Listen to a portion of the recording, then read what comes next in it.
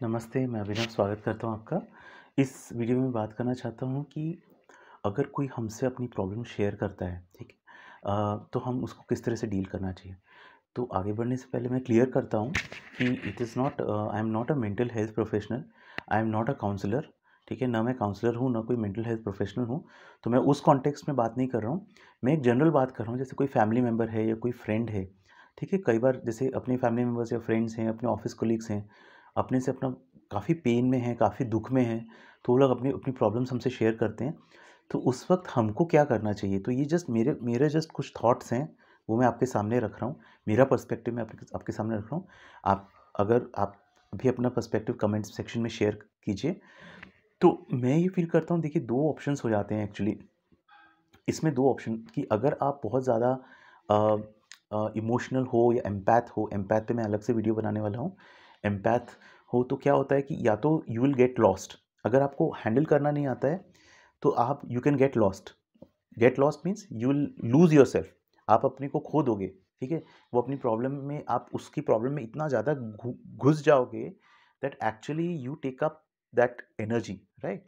सो होता क्या है, यहीं पे फिर प्रॉब्लम हो जाती है कि आपको ये ड्रेन्ड फील हो सकता है।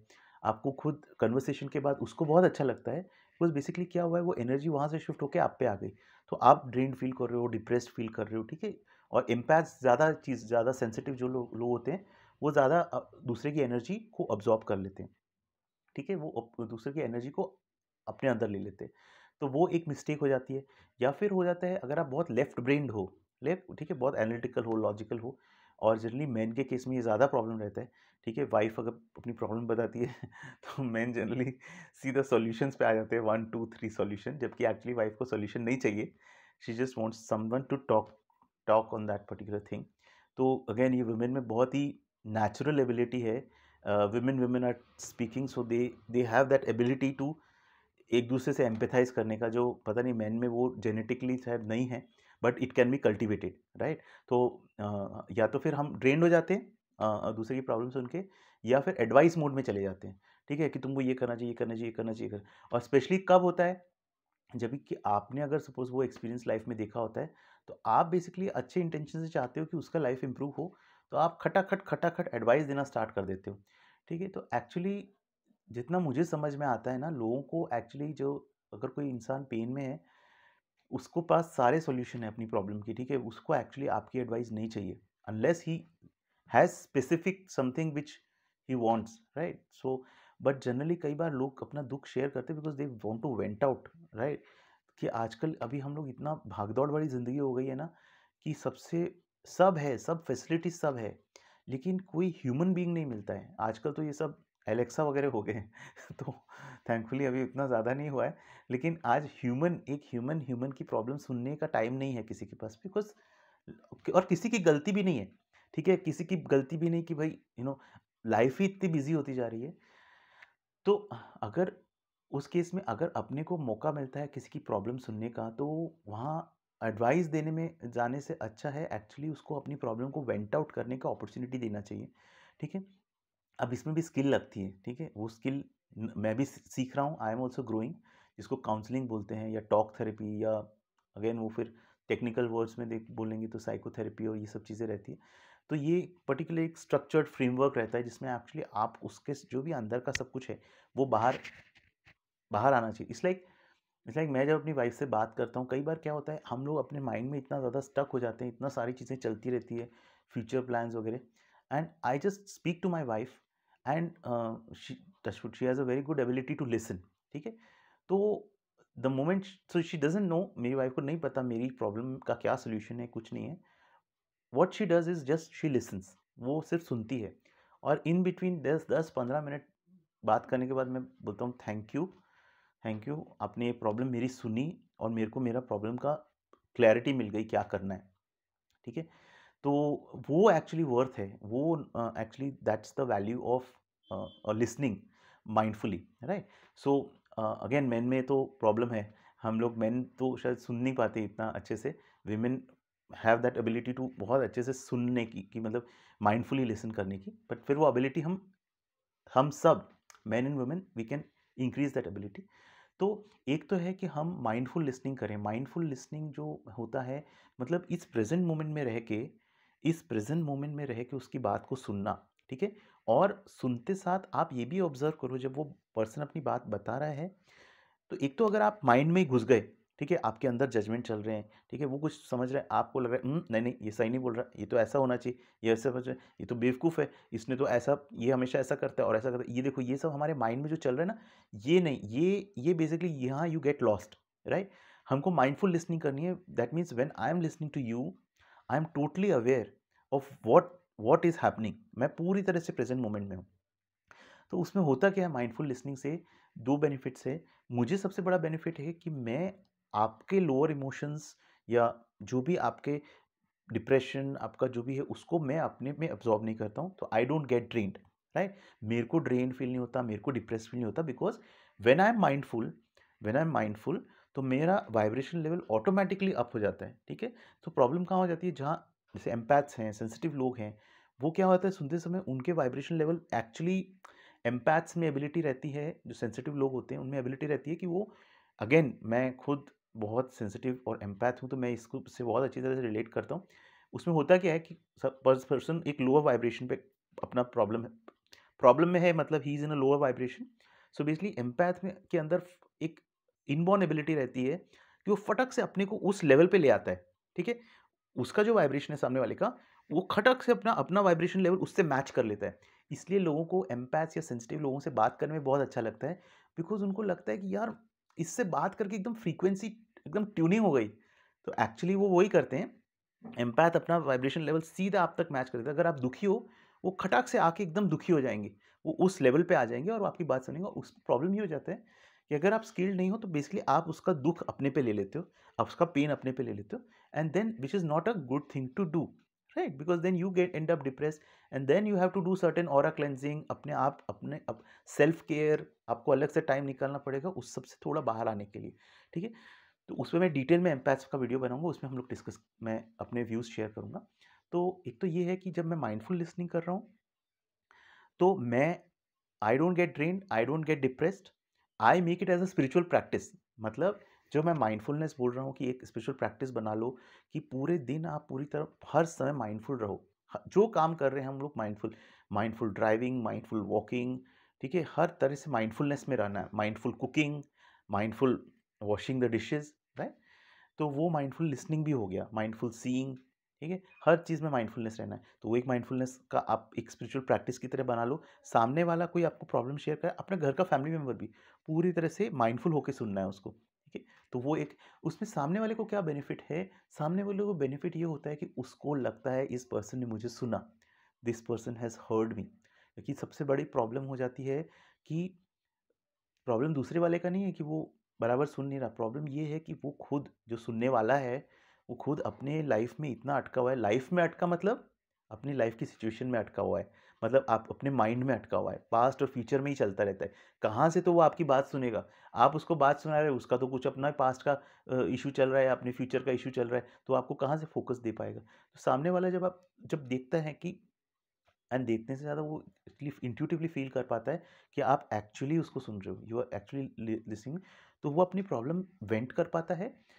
और सबसे बड़ा चीज़ है, जो वो प्रॉब्लम वेंट आउट करता है उसको ही क्लैरिटी आ जाती है, अच्छा मेरा क्या सोल्यूशन है, ठीक है? तो उसको बहुत अच्छी क्लैरिटी मिल जाती है, तो उसका पर्पस सर्व हो जाता है। तो ऐसा मैंने जस्ट पढ़ा था कहीं पे, अब्राहम लिंकन जब बहुत डिफिकल्ट टाइम था उनका प्रेसिडेंटशिप का, जो तो वो एक कोई उनका फ्रेंड था, कोई और सिटी में रहता था, जस्ट मैंने पढ़ा है ये, कहीं पे मैंने पढ़ा था कि वो सिर्फ़ वहाँ जाते थे, एक मतलब वो फ्रेंड एक्चुअली कोई हायर पोज़ीशन में नहीं था, वो एक नॉर्मल आदमी था, नॉर्मल पर्सन था, मेबी चाइल्डहुड फ्रेंड रहेगा। तो फिर वो सिर्फ़ जब उनका लाइफ़ में उन्होंने काफ़ी डिफ़िकल्ट डिसीज़न्स लिए थे अपने प्रेसिडेंटशिप में, स्लेवरी वगैरह के रिस्पेक्ट में, तो काफ़ी लोग अपोज़ करते थे उनको कि ये सही नहीं है, मतलब जो उन्होंने सपोर्ट किया ब्लैक्स वगैरह को। तो उस टाइम पे वो जाते थे, उस फ्रेंड से मिल के आते थे, 2 घंटा उससे बात करते थे, वो फ्रेंड कुछ नहीं बोलता था और 2 घंटे में उनको अपने प्रॉब्लम का सॉल्यूशन मिल जाता था by talking to him. So that's the value of तो उसका मतलब बेसिकली क्या, माइंड क्लियर हो जाता है, ठीक? अगेन ये चीज़ अगर आप सपोज़ कोई पर्सन आपके पास नहीं है, तो journaling is also very good way कि आप जर्नलिंग जब करते हो, लिखते हो, तो उससे आपके माइंड में जो जब गोल-गोल घूम रहा है, वो क्लियर हो जाता है, आपको अपने सॉल्यूशन अपने आप मिलने लगते हैं। तो वो अलग चीज़ हो गई जनरली।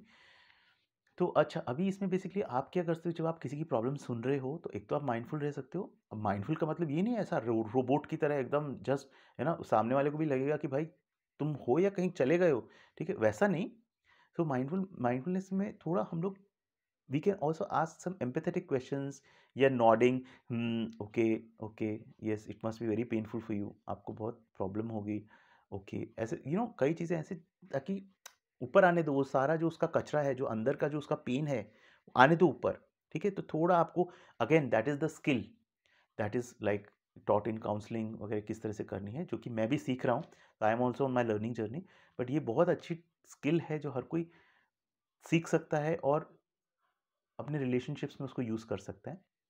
अच्छा, एक और चीज़ है जो मैं फॉलो करता हूँ कि अगेन ये थोड़ा सा एडवांस्ड कॉन्सेप्ट है, आई होप सो आप इससे समझ पाओगे इसको जो मैं बोलना चाह रहा हूँ, इज़ दैट जब भी कोई भी आपको पर्सन आके आपको अपनी प्रॉब्लम बताता है, तो एक्चुअली वो आपको हील होने की एक अपॉर्चुनिटी दे रहा है, ठीक है।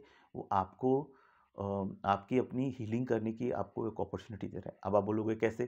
कोई बंदा मेरे को प्रॉब्लम अपनी बता रहा है, उसका रिलेशनशिप का ब्रेकअप हो गया, तो मेरी हीलिंग कैसे होगी इसमें? तो एक्चुअली आपकी हीलिंग ऐसी होगी कि पहले आप ये सोचो कि वो पर्सन है, उसके नेटवर्क में कितने लोग हैं, ठीक है? वो आपको ये प्रॉब्लम क्यों बता रहा है, ठीक है? एक्चुअली क्या होता है, ये जो सारा अगेन ये होओपोनोपोनो में मैंने जो सीखा था उस वो मैं शेयरिंग कर रहा हूँ। क्या होता है, बाहर जो हम अपने लाइफ में देखते हैं ना, लोगों को प्रॉब्लम्स है, किसको क्या प्रॉब्लम, लोग आपको आके अपनी प्रॉब्लम बता रहे हैं। Basically there is nothing outside, बाहर कुछ भी नहीं है। मैं अकेला हूँ, मैं मतलब I am alone, there is no one, there is actually no one, right. तो ये तो सिर्फ एक इल्यूजन है जो बना हुआ है, एंड दैट इल्यूजन जो है, ये जो इल्यूजन है, ये मेरी खुद की मेमोरी है which is playing out in terms of my family members, my work colleagues, the flat, the house, the chair that I am sitting in, ठीक है। सब कुछ एक इल्यूजन है, सब कुछ एक मेमोरी है विच इज़ प्लेइंग आउट। तो सामने जब आपको दिखता, तो ये जो मेमोरी है ना, ये हमारे सबकॉन्शियस में जो मेमोरी है, कर्मा बोलो, मेमोरी बोलो, डेटा बोलो, ठीक है, ये डेटा एक्चुअली जब ऊपर आता है हील होने के लिए, then you have the choice whether you want to heal it और नॉट, बिकॉज एक्चुअली वो कचरा आपके अंदर है, राइट। सो अगेन ये बहुत ही थोड़ा एडवांस्ड कॉन्सेप्ट है, हर किसी को समझ में नहीं आ सकता है, दैट्स परफेक्टली फाइन। कोई पर्सन आपकी लाइफ में आता है ये बोलने के लिए कि भाई मेरे रिलेशनशिप में ब्रेकअप हो गया मेरा, मैं बहुत डिप्रेस्ड हूँ, तो एक्चुअली उस डिप्रेशन का कॉज आप हो, you are actually the cause by which it is manifesting outside. The memory that is within you, जो memory आपके अंदर है, that is playing out in terms of his relationship breakup and his depression, right? Again ये difficult concept है, वापस मैं बार बार एक चीज़ बोल रहा हूँ, but आप जब इसको आप एक लेवल पे आप आ जाते हो अपनी स्पिरिचुअल जर्नी में, तो आपको समझ में आता है कि बाहर कुछ नहीं हो रहा है, सब कुछ मेरे अंदर ही हो रहा है, ठीक है। बाहर वाला जो मेरे को प्रॉब्लम बता रहा है वो मेरे अंदर का पेन ही है जो बाहर आ रहा है, ठीक है। So that is a pain, the pain that the person that is going through, सामने वाला जो डिप्रेशन या जो देख रहा है, वो पेन एक्चुअली आपके अंदर ही था, ठीक है। वो पेन आपने कॉज किया है, जो कि मैनिफेस्ट हो रहा है इन टर्म्स ऑफ वो बाहर वाले के रूप में। तो अब जब आपको वो अपॉर्चुनिटी मिल गई है, या तो आप खुद डिप्रेशन में हो, ठीक है, तो अलग बात है। यहाँ सामने वाला आपको एक्चुअली अपॉर्चुनिटी दे रहा है, सामने वाला अपना पेन बता के आपको अपॉर्चुनिटी दे रहा है कि आपने जो पेन क्रिएट किया है, राइट, अपने अंदर ये जो पेन क्रिएट किया है, which is manifesting it as him, you have the opportunity to clean it. आपके पास अपॉर्चुनिटी है उसको क्लीन करने के लिए। क्लीन कैसे करना है, होपोनोपोनो में डॉक्टर ह्यूलन बताते हैं, सिर्फ 4 वर्ड्स, आई एम सॉरी। आप भगवान को, डिवाइन को बोलते हो, आई एम सॉरी, प्लीज़ मैं माफ़ी चाहता हूँ कि मैंने ऐसे काम किए हैं जिसकी वजह से ये पेन पेन हो रहा है, ठीक है। प्लीज़ फॉरगिव मी, भगवान से प्रे करता हूँ कि मुझे फॉरगिव कर दो, आई लव यू। भगवान के प्यार से हम दूर जाते तो हमको वापस भगवान की तरफ जाना जाते हैं हम, और love is the greatest healer, I love you, I thank you, ठीक है। तो हम ये बोलते हैं कि भगवान मेरा पेन क्लियर करो, लव से भर दो, और मैं आपको थैंक्स बोलता हूँ ये करने के लिए। तो ये जो प्रेयर आप अपने अंदर अगर बोल सको, जब प्रॉब्लम क्या होता है दोस्तों, प्रॉब्लम ये होता है कि जब कोई हमको अपनी लाइफ का प्रॉब्लम्स बता रहे, स्पेशली अगर वो लाइफ में बहुत क्लोज है हमसे, तो हमको और ज़्यादा पेन होता है, ठीक है। अब हमको समझ में नहीं आता है इस पेन का करें क्या, ठीक है। कहाँ जाएं, क्या करें, और स्पेशली जो प्रियजन होते हैं जब वो ऐसा शेयर करते हैं, तो समझ में नहीं आता मैं करूँ क्या? ना मैं इसकी अभी हेल्प कर सकता हूँ इस टाइम पे, ठीक है? मतलब मैं अलग से कुछ कर नहीं सकता, लेकिन मैं अपने अंदर, तो अभी इसमें क्या हो गया कि हम जब तक बाहर जाते रहते हैं, बाहर उसको सॉल्यूशन बताते हैं कि तू ये कर ले, तू वो कर ले, तू वो कर ले। उसको तो समझ में नहीं आ रहा क्या बोल रहे हो, उसका अपने अंदर का पेन निकालना चाहता है वो। तो आप उसको सॉल्यूशन दे के उसका पेन निकलना चाहते हो, बंद कर देते हो। सबसे इम्पोर्टेंट है आपके अंदर जो हो रहा है, सपोज़ फ़ोन पे बात कर रहे हो, फ़ोन रखने के बाद पूरे दिन दिन नहीं, पूरा सपोज़ 1 हफ्ता तक आपके अंदर भी सब चल रहा है, तो आपको पता नहीं है कि उसको उसको डील कैसे करूँ मैं? क्योंकि अल्टीमेटली क्या हुआ, उसने आपको फ़ोन किया, अपना पेन बताया, बट अल्टीमेटली वो पेन एक्चुअली कहीं न कहीं आपके अंदर था, वो अब ट्रिगर हो गया है, वो बाहर ऊपर आके सरफेस पे आ गया है। तो इसलिए हमको क्या करना है, जितना ज़्यादा हम माइंडफुल हो जाएँ, अवेयर हो जाओ, अपने अंदर जो पेन अब निकल के जो ऊपर आया है, उसके प्रति अवेयर हो जाओ, उसको ऑब्ज़र्व करो, माइंडफुली लिसन करो सामने वाले से, और उसको एक हीलिंग अपॉर्चुनिटी के लिए लो। आप भगवान से प्रे करो, भगवान जो मेरा ये पेन, चलो आप ये 4 वर्ड्स नहीं बोलने, I am sorry, please forgive me वगैरह, वो नहीं आपको जमता है। आप सिर्फ़ भगवान से फॉरगिवनेस की प्रेयर कर सकते हो। अगेन ये भी बहुत ईज़ी नहीं है, बहुत इसके लिए भी एक लेवल आना चाहिए। जब आप अपने लाइफ़ में सामने वाले के लिए भी लाइफ़ में जो प्रॉब्लम हो रही है, उसके लिए आप खुद को रिस्पॉन्सिबल मान के भगवान से फॉरगिवनेस माँगो। ये हर कोई नहीं कर सकता है, and I am not saying that आपको ये करना ही है या कुछ, मैं सिर्फ़ अपना एक पर्सपेक्टिव बता रहा हूँ।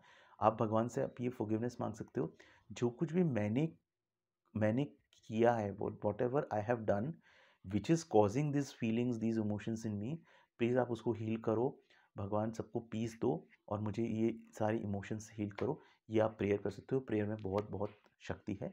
तो ये कुछ मैंने आपको वेज़ बताए हैं कि हमारे अंदर जो निकल के आ रहा है ना, वो हमको, एंड दिस इज़ व्हाई मेरा ग्रज है हमारे एजुकेशन सिस्टम से, कि ये सब चीज़ें अपने अपने इमोशंस को मैनेज करना हमको कहीं नहीं सिखाते।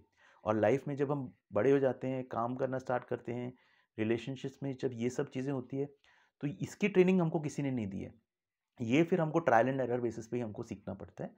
तो आई होप सो ये थोड़ा-सा आपको एक पर्सपेक्टिव मिला हो।